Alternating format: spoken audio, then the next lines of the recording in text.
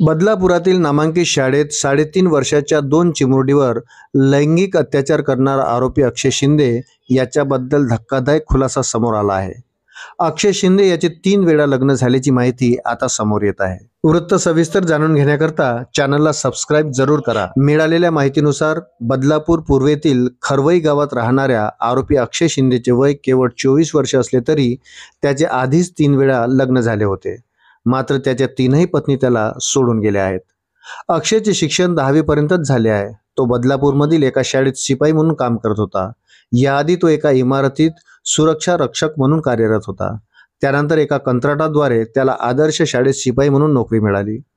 अक्षय कर्नाटकातील गुलबर्गा गावातील असून त्याचा जन्म मात्र बदलापूरमधील खरवई गावात झाला। तो खरवई गावातील एका चाळीत आपल्या आई वडील, भाऊ आणि भावाच्या पत्नीसोबत राहत होता। मात्र गावकऱ्यांनी त्याच्या घरावर हल्ला करून तोडफोड केली आहे। अक्षयचे नातेवाईक देखील शेजारीच राहत होते। त्यांच्याही घराची तोडफोड गावकऱ्यांनी केली। या घटनेनंतर अक्षय आणि त्याचे कुटुंब खरवई गावातून गायब झाले आहेत। गावातील महिलांशी चर्चा केली असता त्यांनी सांगितले की अक्षयचे 3 वेळा लग्न झाले होते, पण कोणतीही पत्नी सध्या त्याच्यासोबत राहत नाही।